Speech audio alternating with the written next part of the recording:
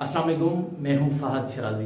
Big food technologies में आपके साथ एक इम्पॉर्टेंट टॉपिक शेयर करने जा रहा हूं और इस टॉपिक का जो तल्लुक है वो आपके ज़ाती फायदे से है।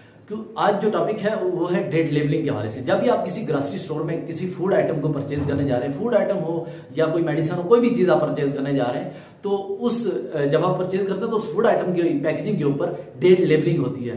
डेट लेबलिंग में मैन्युफैक्चरिंग डेट होती है, बेस्ट बिफोर डेट कुछ प्रोडक्ट्स के ऊपर लिखी होती है, कुछ प्रोडक्ट्स के ऊपर यूज बाय डेट होती है। तो इन तीन डेट्स का मतलब क्या है, इन तीन डेट्स जो लिखी होती है इनमें डिफरेंस क्या है, ये मैं आपको बताऊंगा। और सबसे पहले इन डेट लेबलिंग की बेटर अंडरस्टैंडिंग आपके लिए बहुत जरूरी है। और इस बेटर अंडरस्टैंडिंग से सबसे बड़ा फायदा आपको हासिल होगा वो ये होगा कि आप अपनी मनी को बचा सकते हैं, आप अपनी फैमिली को, अपने बच्चों को फूड पॉइजनिंग से बचा सकते हैं इस डेट लेबलिंग की अंडरस्टैंडिंग से।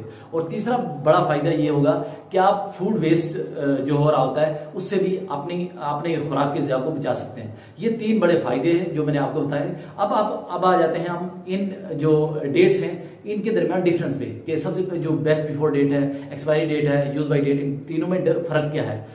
पहले आ जाते हैं बेस्ट बिफोर डेट के ऊपर। बेस्ट बिफोर डेट आपने देखा होगा कि कुछ प्रोडक्ट्स के ऊपर जो राइस है, पास्ता प्रोडक्ट्स हैं, इवन जो हमारी डेली कंज्यूम होती है नाश्ते के लिए, हम ब्रेड है, उसके ऊपर बेस्ट बिफोर डेट लिखी होती है।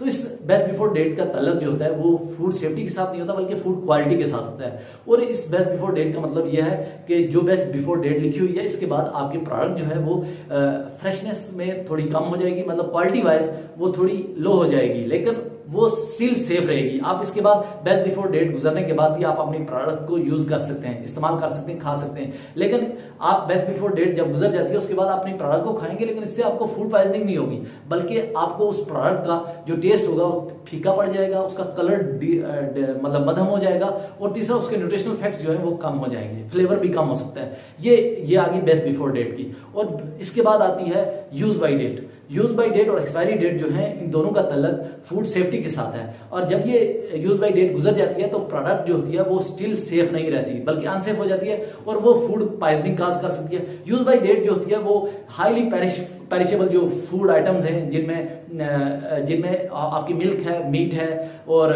Milk, meat, canned fruit and vegetables हैं, इनमें ये यूज होती है। इन प्रोडक्ट्स को आप देखेंगे तो इनपे यूज बाय डेट लिखा होता है।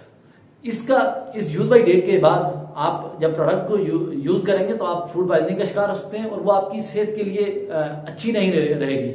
अगर बात करें जो एक्सपायरी डेट है तो एक्सपायरी डेट का आपको पता है कि एक्सपायरी डेट का मतलब ही एक्सपायर है। एक्सपायर का मतलब है फूड सेफ्टी के साथ। इस एक्सपायरी डेट फूड आइटम का तल्लुक एक्सपायरी डेट के साथ है और फूड सेफ्टी के साथ है।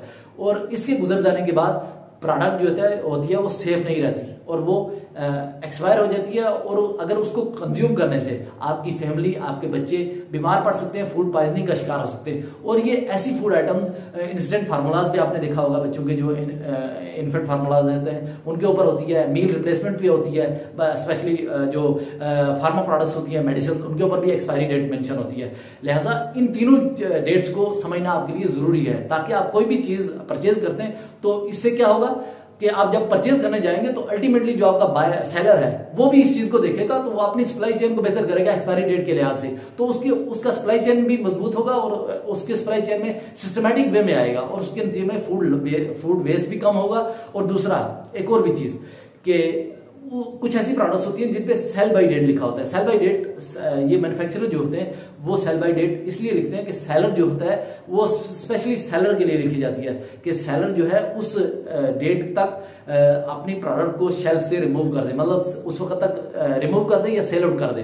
अगर जब वो उस डेट तक सेल आउट नहीं होती तो मैन्युफैक्चरर जो होता है वो उस प्रोडक्ट को उठा कर ले जाता है। और ये सेल बाय डेट जो होती है ये 2/3 होती है शेल्फ लाइफ के। शेल्फ लाइफ जो प्रोडक्ट की शेल्फ लाइफ है उसका 2/3 जो होती है वो सेल बाय डेट होती है। ये तीनों डेट्स के हवाले से मैंने आपको एक ब्रीफली आपको बताया कि इनमें डिफरेंस क्या है और ये किन प्रोडक्ट्स के लिए यूज होती है। लिहाजा आपके लिए जरूरी है कि आप जब भी परचेज करने जाए कोई भी फूड आइटम तो इसको आप स्पेशली यूज बाय डेट को, best before item, best before date को और एक्सपायरी डेट को देखकर अपने प्रोडक्ट्स को परचेज करें। ठीक है, इस तरह की वीडियोस आपके साथ मैं शेयर करता रहूंगा। आप मेरे यूट्यूब चैनल को जरूर सब्सक्राइब करें और हमारे साथ जुड़े रहिए। शुक्रिया।